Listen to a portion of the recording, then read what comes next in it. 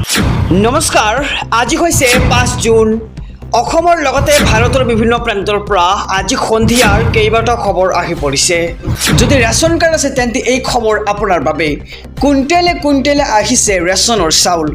20 জুনৰ আগতে সংগ্ৰহ কৰক 105 কেজি চাউল খেলিমেলি কৰিলে দিয়ক অভিযোগ যদি আপোনাক চাউল কম দিছে চাউল দিব খোজা নাই কৈছে যে অহাকালি আহিব তেন্তে শীঘ্ৰে আপুনি অভিযোগ দিয়ক অভিযোগ দিয়াৰ লগে লগেই ব্যৱস্থা গ্ৰহণ কৰা হ'ব ৰেচন কাৰ্ডৰ দোকানীজনৰ বিৰুদ্ধে আহিছে কুইণ্টেলে চাউল বেছিকৈ চাউল আহিছে বুলিয়েই ৰেচনৰ দোকানীয়ে অনিময় কৰিলে হ'ব জেল আৰু এতিয়াই এই নম্বৰত অভিযোগ দিয়ক নোট কৰক 1967 নম্বৰ অথবা ডায়াল কৰক 1003453611 নম্বৰ বিজি দেখুৱালে মেছেজত লিখি দিয়ক আপোনাৰ কি অসুবিধা হৈছে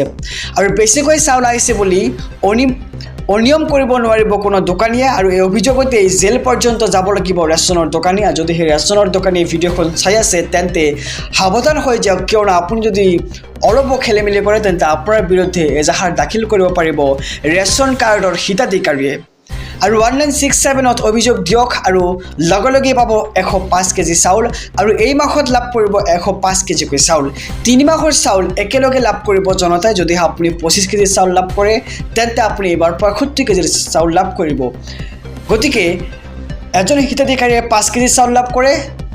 সেয়েহে 3 মাহত 15 কেজি চাউল লাভ কৰিব এজন হিতাধিকাৰীয়ে আৰু চাউল নাপালেই বা কমকৈ দিলে দিব পাৰিব অভিযোগ নম্বৰটো হৈছে 1967 অথবা ডায়াল কৰক 1003453611 নম্বৰ আহিছো পৰৱৰ্তী খবৰৰ মাজলৈ 11 জুনত সংখ্যালঘু সংগঠনে কঁপাব ৰাজ্য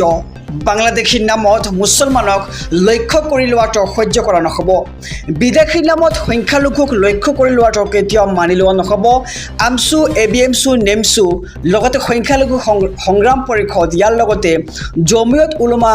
হিন্দৰ আদি মুছলমান সংগঠন এতিয়া একত্ৰিত হৈছে ঈদৰ পিছতে সংখ্যালঘু সংগঠনে গুৱাহাটীত কৰিব বৃহৎ প্ৰতিবাদ আৰু বাংলাদেশীৰ নামত সংখ্যালঘুৰ ওপৰত কোনো ঘটনা হ'ব নোৱাৰিব এতিয়াৰ পৰা আৰু আইনগতভাৱে ইয়াৰ বিৰুদ্ধে যুঁজ দিব মুছলমান সংগঠনসমূহে 11 জুনত গুৱাহাটীত অনুষ্ঠিত হ'ব বৃহৎ প্ৰতিবাদী কাৰ্যসূচী আৰু চৰকাৰৰ বিৰুদ্ধে বিশাল প্ৰতিবাদ সাব্যস্ত কৰিব সংগঠনসমূহে কোকৰাঝাৰ বৰপেটা নগাঁও মৰিগাঁও আৰু শ্ৰীভূমিত হাজাৰ মুছলমানে সাব্যস্ত কৰিব প্ৰতিবাদ আৰু ঈদৰ পিছতেই ওলাই আহিব হাজাৰ মুছলমান স্বদেশীক বিদেশী সজোৱাটো কেতিয়াও মানি লোৱা নহ'ব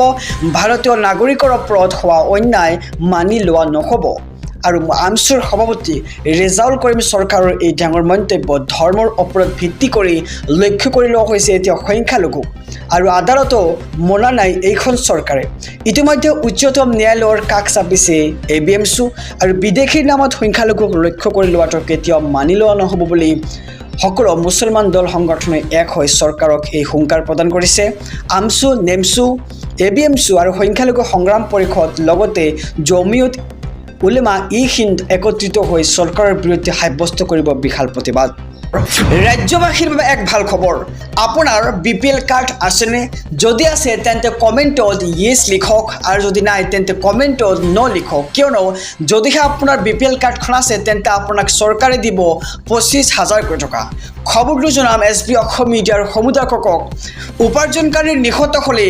বিপিএল কাৰ্ড থকা গৰাকীয়ে লাভ কৰিব 25,000 টকা আপোনাৰ বিপিএল কাৰ্ডখন আছেনে নাই কমেণ্টত জনাওক উপাৰ্জনকাৰীৰ মৃত্যু হ'লে আপুনি পাব 25,000 টকা আৰ্থিকভাৱে অনগ্ৰসৰ জনলৈ চৰকাৰৰ সহায়ৰ হাত আৰু বিপিএল পৰিয়ালৰ উপাৰ্জনকাৰীৰ মৃত্যুত কেন্দ্ৰীয় চৰকাৰে 20,000 টকা প্ৰদান কৰিব লগতে ৰাজ্য চৰকাৰে আপোনাক অতিৰিক্ত 5,000 টকা দিব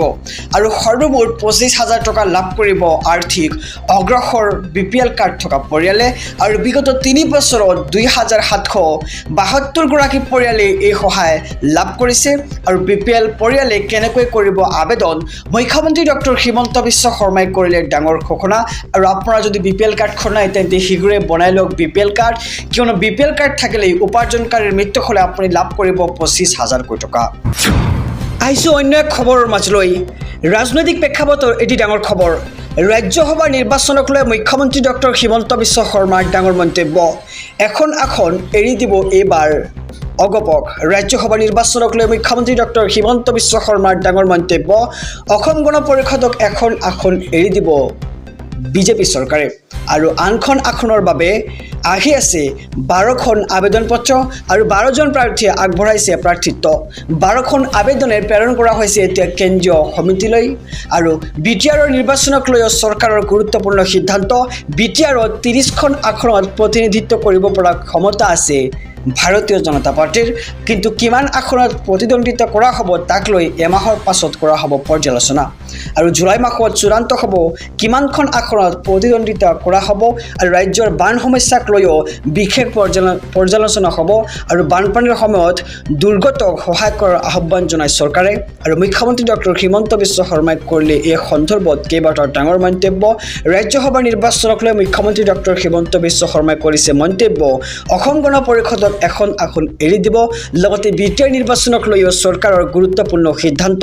বিটিআৰত 30খন আসনত প্ৰতিনিধিত্ব কৰিব পৰা ক্ষমতা আছে বিজেপিৰ কিন্তু কিমান আসনত প্ৰতিদ্বন্দ্বিতা কৰা হ'ব তাক লৈ এমাহৰ পাছত কৰা হ'ব পৰ্যালোচনা